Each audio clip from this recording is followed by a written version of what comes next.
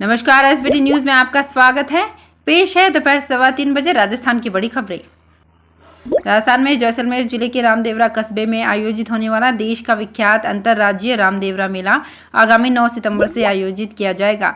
जिला collector doctor Pratibha Singh ने बताया कि कोरोना काल के 2 साल बाद आयोजित होने वाले इस विख्यात मेले की तैयारियां शुरू कर दी गई है। राजस्थान में स्थित शिक्षक प्रशिक्षण महाविद्यालयों में सत्र 2022-23 के लिए बीएड पाठ्यक्रम तथा 4 वर्षीय इंटीग्रेटेड बीए, बीएड एवं बीएससी बीएड पाठ्यक्रम प्रवेश परीक्षा 3 जुलाई को सुबह 11:30 बजे से दोपहर 2:30 बजे तक होगी। इसके लिए 1558 परीक्षा केंद्र बनाए गए हैं, जिसमें कुल 5,44,337 परीक्षार्थी परीक्षा में बैठेंगे। पंजाब के पूर्व मुख्यमंत्री कैप्टन अमरिंदर सिंह एनडीए की ओर से उपराष्ट्रपति पद के उम्मीदवार हो सकते हैं। ये चर्चा कैप्टन के अपनी पार्टी पंजाब लोक कांग्रेस को भाजपा में मर्ज करने की तैयारी के बाद तेज हो गई है। कैप्टन के पीएम नरेंद्र मोदी और गृह मंत्री अमित शाह से अच्छे संबंध हैं। ऐसा कहा जा रहा है कि पार्टी मर्ज करने के साथ उनकी उम्मीदवारी का ऐलान होगा। कैप्टन इलाज के लिए अभी लंदन में हैं। उनकी सर्जरी हुई है। वो इस महीने के दूसरे हफ्ते में पंजाब लौट आएंगे। देश के मौजूदा उपराष्ट्रपति वेंकैया नायडू का कार्यकाल 11 अगस्त को खत्म हो रहा है। इससे पहले 6 अगस्त को उपराष्ट्रपति चुनाव होंगे। इसके लिए 5 जुलाई को अधिसूचना जारी होने के बाद 19 जुलाई तक नामांकन भरे जाएंगे। मानसून को लेकर अच्छी खबर है। मौसम विभाग ने कहा है कि देश में जुलाई में 94% से 106% के बीच औसत बारिश होने की संभावना है। इधर जुलाई के पहले दिन राजस्थान के सीकर, चूरू और अजमेर व महाराष्ट्र के मुंबई में झमाझम बादल बरसे। वहीं मध्य प्रदेश के भोपाल में 2 घंटे में 3.2 इंच बारिश हुई। पूरे जून में इतनी बारिश नहीं हुई जितनी एक दिन में हो गई। मौसम विभाग ने आज भी भारी बारिश का अलर्ट जारी किया है। राजस्थान, मध्य प्रदेश, बिहार, महाराष्ट्र, उत्तर प्रदेश और छत्तीसगढ़ में मानसून देरी से पहुंचा, लेकिन जुलाई के पहले दिन से सभी जगह जोरदार बारिश शुरू हो गई है। कहीं किसानों को फायदा होता नजर आ रहा है तो कहीं से बाढ़ और बर्बादी की तस्वीरें भी सामने आई है। मध्य प्रदेश में मानसून की बारिश के हालात देखें तो सबसे तेज बारिश भोपाल में हुई। यहाँ 2 घंटे में 3.2 इंच पानी गिर गया। 24 घंटे में शुक्रवार दोपहर तक नर्मदापुरम में 5.5 इंच, बैतूल में 5 इंच, देवास,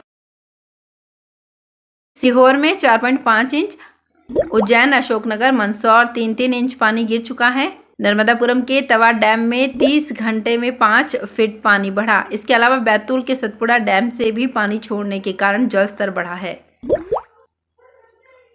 कांग्रेस ने कहा है कि पार्टी के पूर्व अध्यक्ष राहुल गांधी का नकली वीडियो प्रसारित करने वाले भारतीय जनता पार्टी के नेताओं और टेलीविजन चैनल्स के एंकरों के खिलाफ कार्रवाई होगी और उन्हें देश की विभिन्न अदालतों के चक्कर लगाने पड़ेंगे।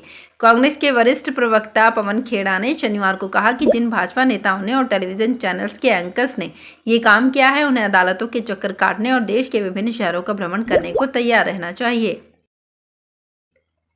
सीकर में ट्रैक्टर रवाना शुरू करने की मांग को लेकर किसानों का 29वें दिन भी खनिज विभाग के सामने धरना जारी है। आज बारिश के कारण किसानों को परेशानी का सामना करना पड़ रहा है। किसानों ने आरोप लगाया कि 29 दिन बीत जाने के बाद भी अभी तक उनकी मांग को लेकर सरकार किसी तरह की सुनवाई नहीं कर रही है, जिसके कारण उनका आक्रोश बढ़ता जा रहा है। ट्रैक्टर रवाना शुरू करने की मांग को लेकर धरना दे रहे किसानों को आज बारिश के दौरान परेशानी का सामना करना पड़ा।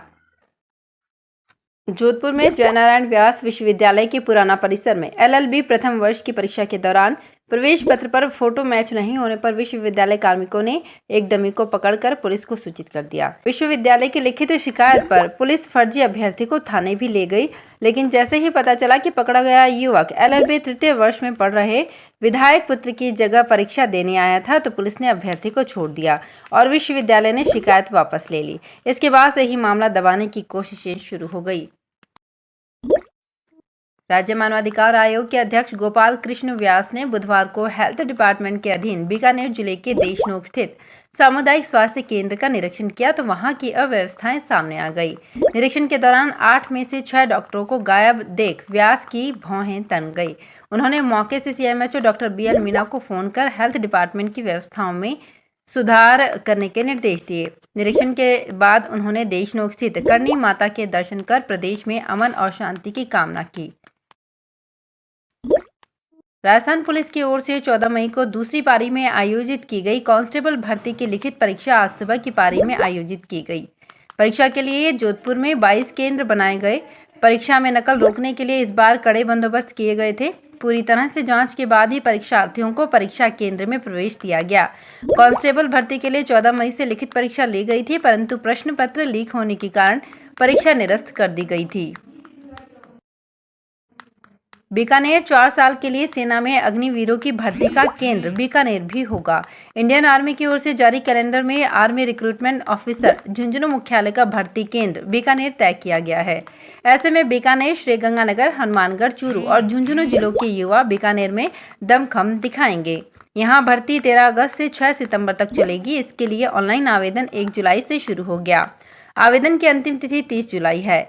ARO झुंझुनू की विज्ञप्ति के मुताबिक बीकानेर में ये भर्ती स्वामी केशवानंद कृषि विश्वविद्यालय के स्टेडियम में होगी। अग्निवीर GD के लिए शैक्षणिक योग्यता 45% अंकों के साथ 10वीं पास जरूरी है। अग्निवीर टेक्निकल की भर्ती में फिजिक्स, केमिस्ट्री और मैथ्स के साथ सीनियर सेकेंडरी में 50% अंक होने चाहिए। जोधपुर संभाग में बंद की गई इंटरनेट सेवाएं आज सुबह पुनः बहाल हो गई। संभागीय आयुक्त हिमांशु गुप्ता ने बताया कि उदयपुर में हुई घटना के बाद इंटरनेट बंद कर दिया गया था। इंटरनेट बंद होने से आमजन परेशान होने लगे। वहीं कॉलेज व प्रतियोगी परीक्षा के आवेदन भरने वाले विद्यार्थी भी इंटरनेट बंद होने से आवेदन करने से वंचित रह रहे थे।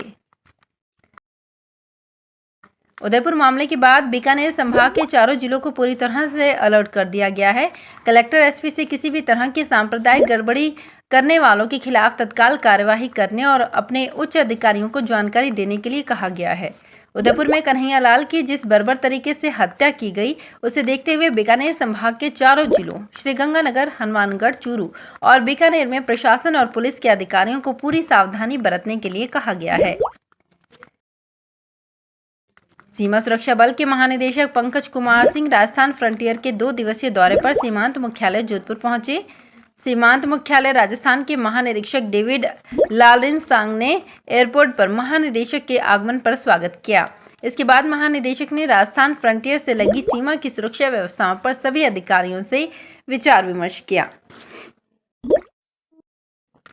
North western railway employees union Jodhpur मंडल की लोको रनिंग शाखा द्वारा करीब 485 कर्मचारियों के पदोन्नति आदेश जारी करने पर धन्यवाद सभा का आयोजन किया गया। North western railway employees union के मंडल सचिव मनोज कुमार परिहार ने बताया कि जोधपुर मंडल में रिक्त पड़े पदों को भरवाने के लिए संगठन लगातार प्रयासरत था। इस अवसर पर कर्मचारियों ने खुशी जाहिर करते हुए मंडल कार्यालय में सभा कर मिठाइयां वितरित की। केंद्र और राज्य सरकार के निर्देश पर 1 जुलाई से सिंगल यूज प्लास्टिक प्रतिबंधित कर दिया गया है। इसको लेकर जोधपुर नगर निगम उत्तर की ओर से विभिन्न क्षेत्रों में जागरूकता कार्यक्रम चलाया गया। वहीं व्यापारियों से सिंगल यूज प्लास्टिक का उपयोग नहीं करने की अपील भी की गई।